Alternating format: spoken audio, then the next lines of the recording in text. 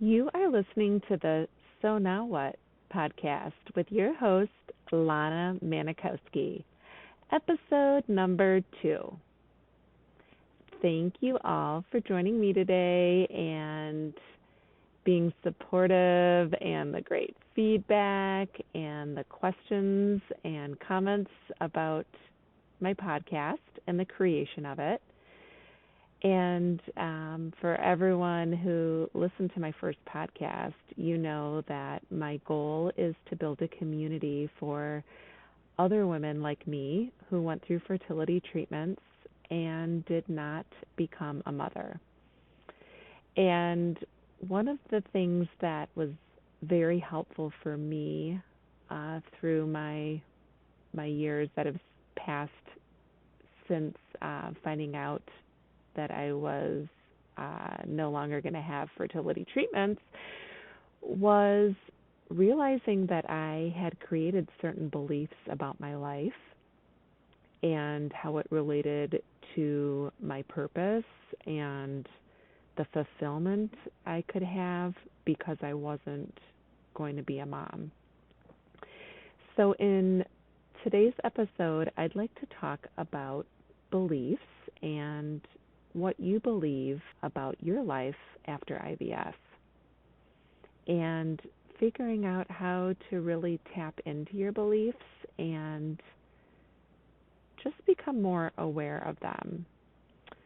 So I'm going to start by sharing with you some of the beliefs that I had created when I found out that my one frozen embryo wasn't viable for implantation.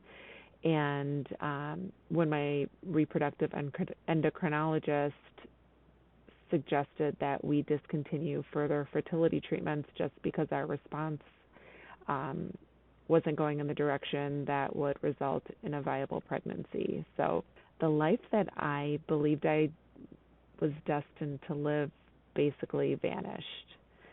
And because of that, I started to believe my fertility treatments and the thousands of dollars we spent were for nothing. I believed that I was a failure because my body failed me during these treatments. I also believed that I had let my husband down because of me. He wouldn't be a father because I couldn't give him a child. I also felt that I had let my in-laws down because of me not having a child. I stripped them of the opportunity to become grandparents. I had a really harsh belief that I was going to die old in a nursing home and be lonely because I had no children to take care of me. And I also believed that people pitied and felt sorry for me because my fertility treatments didn't work. But probably most profound was the belief that I had that I would never have a fulfilled life or a meaningful life because I was not able to have a child. So in the years that have passed, and I've started to build this community and reach out and talk to more women like me who didn't have children after fertility treatments, these are pretty common beliefs that we've all taken and put as part of our facts of our life. It's amazing that just because I did not have a viable embryo or I didn't have a viable pregnancy, I created this laundry list of things that started to create the future that I was going to have. And so I've been fortunate to learn something that I want to share with you today, that you can question your beliefs.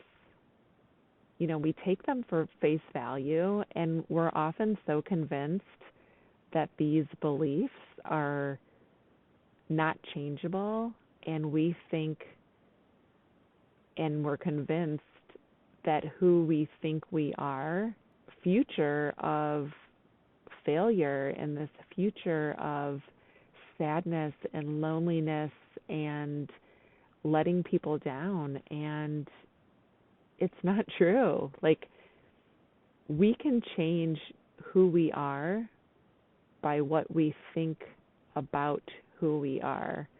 So we get to decide what we believe about ourselves and how we define ourselves and how we define our lives. Because basically, we're defined by who we believe we are.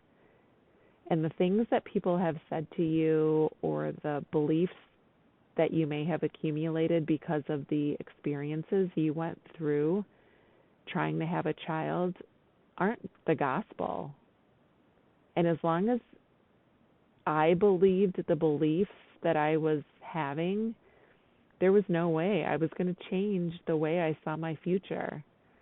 So I just kept myself on this like rinse and repeat, day after day and year after year.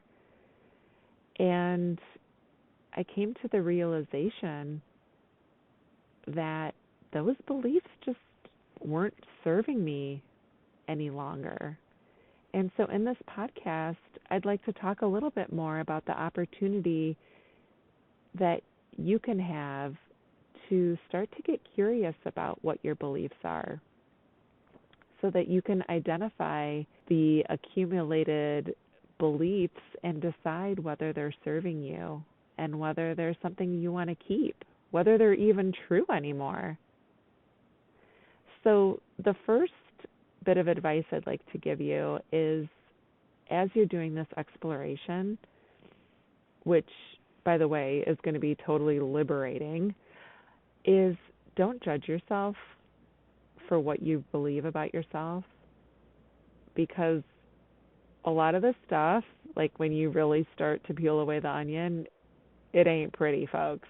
Okay? Like the stuff I told you I believed about myself, like if I heard someone else read that list off to me, I would be like, whoa. But don't judge yourself. I mean, it's what you believe, and the first step is identifying it and getting to be curious and aware and honest with yourself. Because until you do that, the life you want to create and the life you want to live isn't going to be available to you. So I'm going to offer you a few questions today to just sort of sit with yourself. If you're not at a place where you can write these down and start to think about them now, maybe come back to this later and just start to think about these two questions and honestly really like ponder them a little bit and think about the truth behind your answer and just start to let yourself flow with these two questions. First one is, what do you believe about yourself? The second, what do you believe about your future? So take some time to sit with yourself and really start to think about what you believe and what your answers are, and do a little paper thinking, journaling, whatever you like to call it. I like to call it paper thinking because for me it's just getting all these cockamamie ideas out of my mind and putting them onto paper. And write them down, and don't judge yourself for what you come up with, because it's probably going to be uncomfortable to write down and read back what you come up with. And that's okay. No one's listening except for you. And just when you think you've got all your thoughts down, just give yourself a couple more seconds to say, is there anything else? Is there anything else I'm believing about myself? Or is there anything else that I believe about my future? When it comes to the relationship with yourself, in order to have the life that you want to have, you've got to pay attention to what you believe about yourself. And doing these type of questions and really questioning my beliefs has 100% changed my story, and it's changed my life. And you're no different. There's absolutely no reason why you can't change how you see yourself and how you can be and do exactly what you want I know it sounds simplistic, but the most important part of this process was realizing that I was even thinking these things. I mean, I told you before, I was on like rinse and repeat day after day and year after year. These beliefs were just hiding below my awareness, and I never knew to question them because I wasn't even aware that they were there.